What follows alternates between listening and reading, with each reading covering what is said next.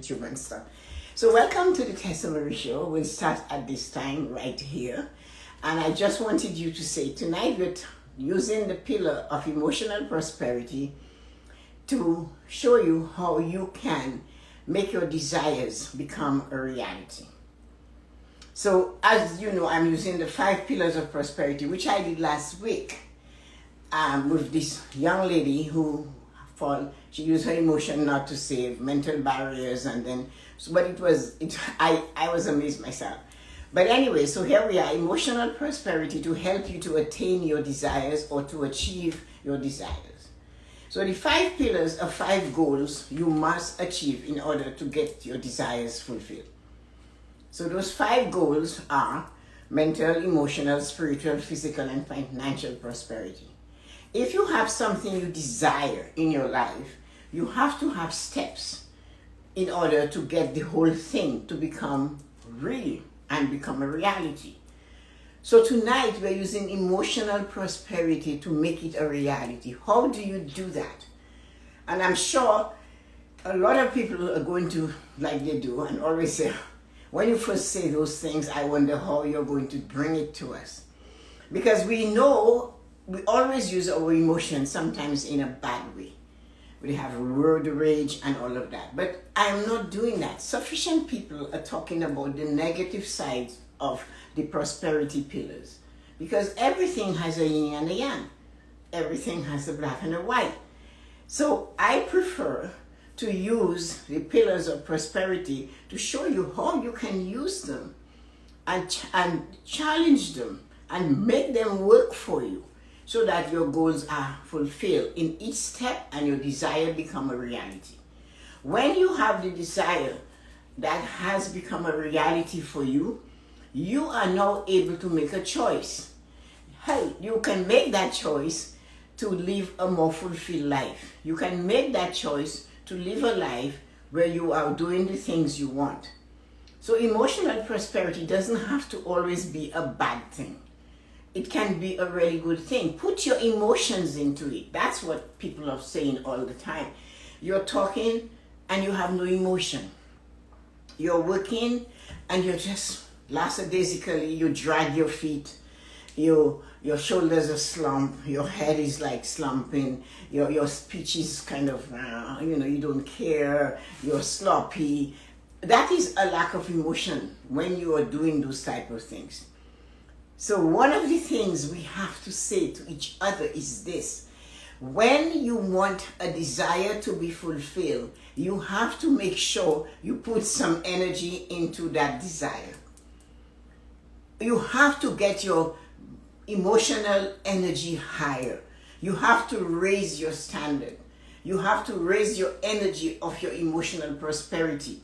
You have to change your paradigm. You have to say, what have I been doing and how has it been working for me? In order to make it really, really, really work, you have to start writing it down. How do you feel about desire?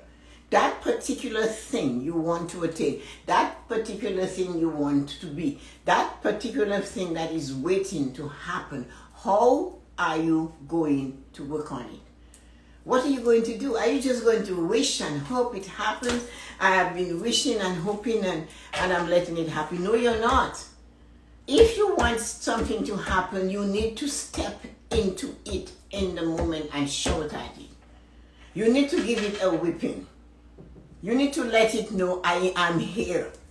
I need you to become a reality. You need to hold it and shake it up, and you have to talk to it in a very positive and strong way. Many times we use our emotion in anger. This is not what I'm talking about. This time we're using our emotion to say it's okay. I need to have this wonderful thing in my life. I require this in my life. I have been working on it. I have plans for it. I have goals that I am going to fulfill in order for it to become a reality. That's what you have to do. You have to feel that emotion coming from deep inside of you, from your heart. Sometimes you had a feeling when something hurt you, and you said, that was so hard. I felt it in my heart. And I experienced that years ago. Something was so painful, it hurt you there. And I remember that. And that was when I clicked in and I said, oh my God, you heard the older generation say, it was so hurtful. I felt it in my heart. And I never thought much of it until I experienced it myself. Or sometimes you feel it in the pit of your stomach. And that is where you have to go and switch that emotion around and talk to your heart. We did that all through this early part of this summer. Talking to our heart, talking to our emotions, and making them work. And telling it, come on, you can show me what to do. I need to know what to do. So this is what we're doing. We're taking our emotion and we're challenging it and saying, yes, you can do it. You can prove to me that you can do better. You can prove to me that you can help me attain that which I desire. So taking that emotion that you channel towards anger and switching it and saying, I know I can. And you have to feel it. Your fist, you will make a fist. You will walk like you have power. You will feel it all through your body, going right through your body, that yes, I can do this. And say, yeah, I can succeed. I know I can succeed. And that's what we have to do. Sometimes on that journey, you're going to come through a little bit of a slump. There is always a slump. There is always going to be a time that things are not going to go exactly as you want it to go. But that doesn't mean you have to walk away from it. That is when you have to dig deep and say, you have to come. We have to do this. I desire it. I shall have it. And you put yourself, your emotions into it. You demand of self, give me what I ask for. Give me what it is I desire. Give it to me now. You have to say to your emotion, I heard you. And I want you to come and help me fulfill my desire. So your emotion is always there. It's never going to leave you. In some of us, it's always on the top and it's always raging and it's waiting to burst. But that is not what we want it to do. We want it to propel us higher for success. We want it to make us feel all through our nerve and sinew and the blood coursing through our vein that I can do it. That is what will give us the hope to hold on when the world is saying let go. That is what is going to give us the hope to hold on when everybody is telling us you're a silly, to let it go, you're too old, you're too troublesome, you're too this, you're too that. You're too skinny, you're too fat, you're too tall, you're too skinny, you don't speak English properly. It does not matter. Your emotion knows all of that already. You know all of that already. You know all your faults. You might not admit them to the world. You know all your weaknesses. You have no reason to spread it out to the world. But it's the one thing you know for sure. And you don't mind telling the world what you know for sure, is that you are going to succeed. You are going to be what it is you desire to be. That you know for sure. And you have a choice. You can put it out there. You can send it out to the universe. You can send it out to your God, your desire fulfilled. And what it is I can do. It's not how to do it. You never ask the how. You charge your emotion. You say, come on, man. I've been working on this for years and years. And this is the best you have to give me. Show me the way. What it is I must do. And you have to stamp your feet. I looked at a guy talking about emotional prosperity like this. And when he did it, a light bulb switched on and I said, this is what I mean. This is what I mean. He said, when you're ready, sitting down is not good enough. He said, standing in one place is not good enough. He said, you march and you walk and you stamp your feet and you put your hand down and you say, I desire this. I must have it. And he said, write it down and put so much pressure in the pencil that you need to stop and shake your hand to get the circulation going again, but do not quit. That's what he said. He said, you have to go in there and say, I need you to come up. I need you to rise. I need you to rise and give me what I desire. I need you to show me what I need to do. You know my why. I want this for my family, for myself, for my country. I want this because what I desire can help others. You have your why. That's your why.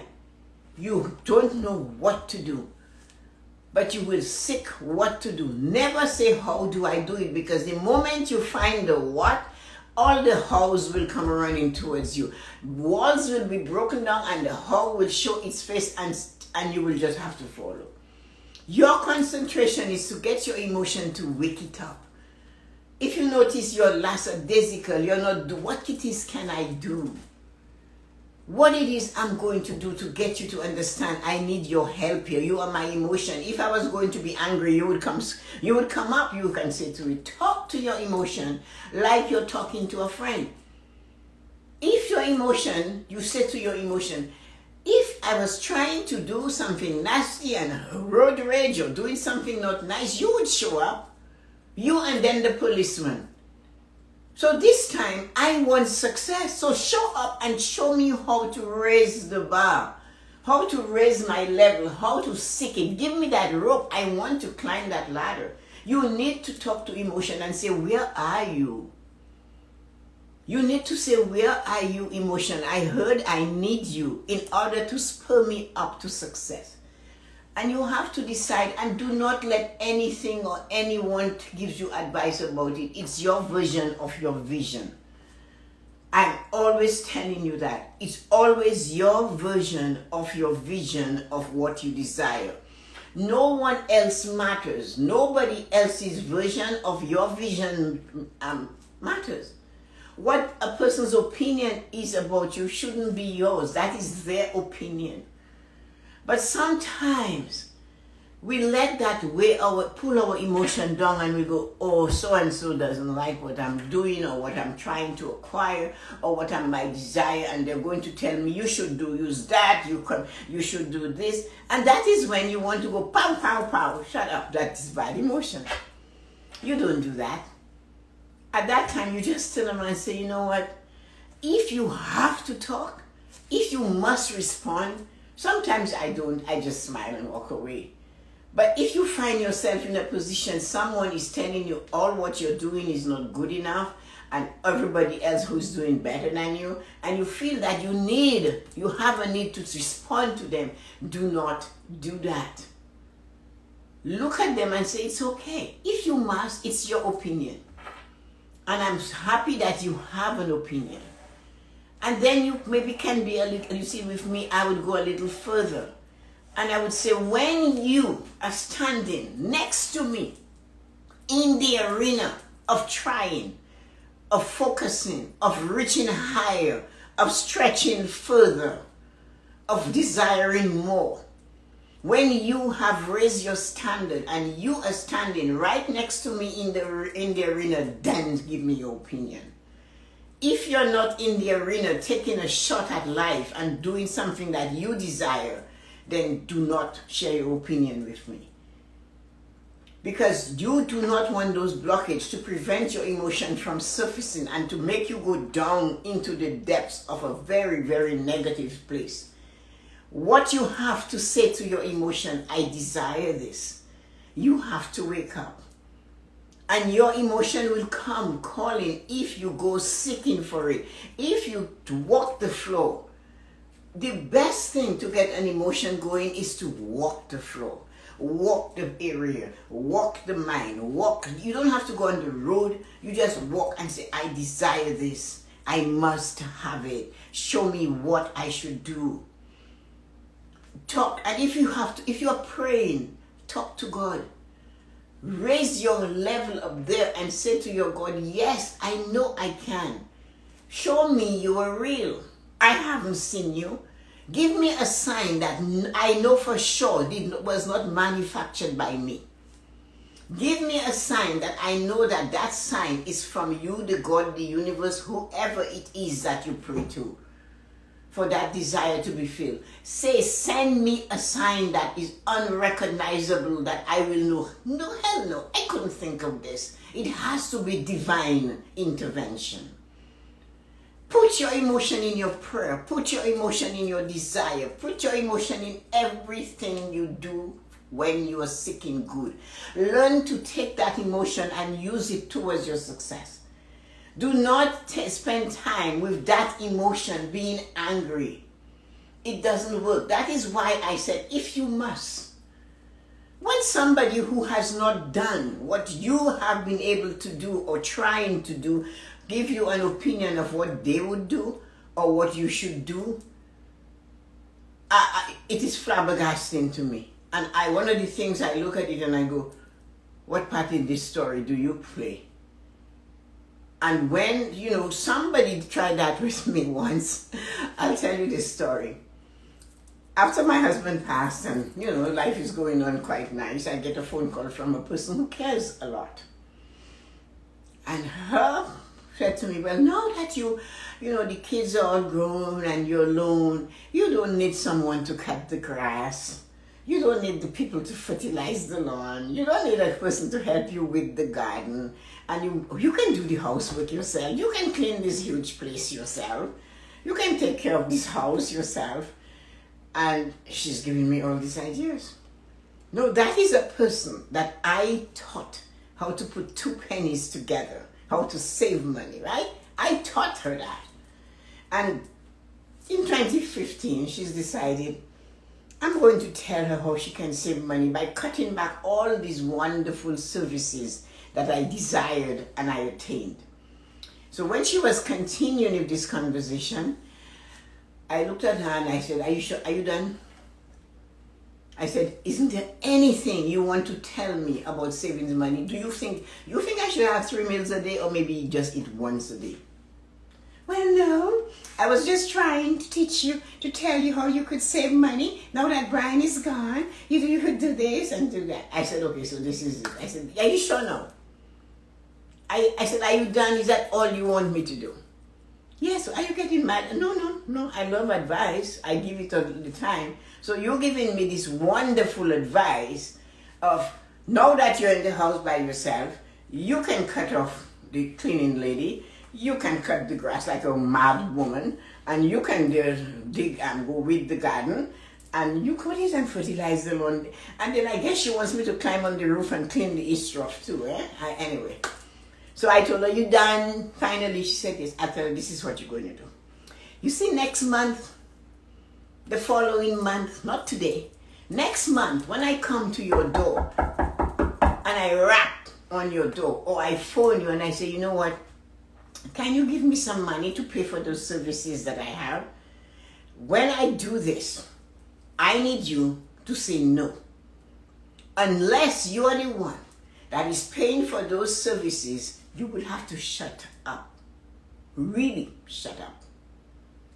And that's what I said to her. She was upset. And you know what? Anybody saw Gone with the Wind when the man said to Scarlett, frankly, Scarlett, I don't give a damn. And that's what I said to her. I don't care if you're upset.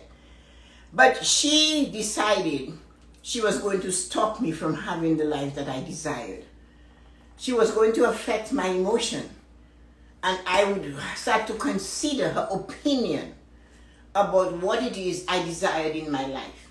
So this is what when you have a desire and you have your emotion on it and you put your emotion at that level way above there. I desire to have several properties to rent. I desire to make my business bigger. I desire to be the best coach in the world. All those things all of you in the world desire. And somebody comes from, what do you call it, nowhere, and tells you, you shouldn't do it this way. There was a simple interaction one day with my girlfriend, and I looked at it and I said to her, you have to be kidding. Somebody said to her, she's doing her kitchen, and said, are you having planks? And I'm thinking, it's none of your business. Even she has upside down nails on her kitchen floor. Just, why? Why your planks is so important for her to put it in her kitchen? If you want planks, put it in yours. And luckily, that friend is a little bit nicer than me. She just kind of didn't say a thing. But I would have said to her, no, but if you want planks, then buy it for your kitchen. Do not put your standards on me.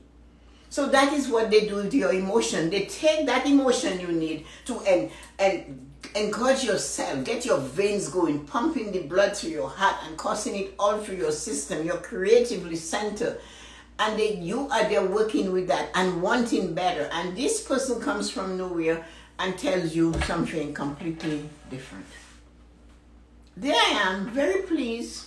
When the man comes, the snowfall, and the man comes and I stand in the window having a cup of tea.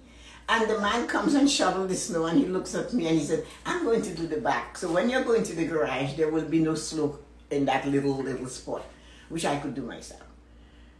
So she is taking that away from me. And do not let people take your dreams and your desires away from you with their low emotion. Do not let people with low emotion come and pull you down. Step on them. Step on the low emotion and crush it. And stand up and say, no, I have already raised my emotional level up there and it's heading to success. And do you see who's holding on to it? It's me. Sometimes you have to have an imagination that is on fire to keep people away from pulling you down to the abyss. You know, so there's and they always have a weakness. You know, that is why I like what Maya Angelou said. She said, you have to be concerned. When somebody who is not wearing a shirt is telling you where to go buy one. Really? You don't have one, but you want to tell me what I should buy and where I should go get it. All they're doing is dragging your emotion. You have decided you're buying a condo. This is what you want because you are a vacation woman and you want security. When you have a house, you need to hire security to go on vacation. Or you have a friend or a neighbor you can trust to do everything for you while you're gone. But no, you are a single woman, a single man, and you are buying yourself a condo on the 27th floor facing the east. You see the sun rising, and on the other side you see the sun setting. And somebody out that has not gotten anything, have not purchased anything, is going to pull your emotion down. Pulling it down and telling you, you know what? I wouldn't buy a condo. You have to pay maintenance. The fool doesn't understand that everything you do in life, you have maintenance to pay on it. If you think it's a doubt, they charge you maintenance on your bank account. So they will do anything to take you away from pushing your emotional level to attain your desire to the top. They will pull you down like 11 crabs in a tin and one is trying to escape and all the other crabs are pulling it down. But you cannot let that happen. You're not supposed to make that happen, you see. You are supposed to tell them no, gently. And maybe you can do it like me, where I just let them have their say and I tell them no. But don't get angry. Don't waste your emotion on them. Think. Do not make statements before thinking. Think. And say, yeah. Pause. Like when I said, are you done? Are you sure that's all you have?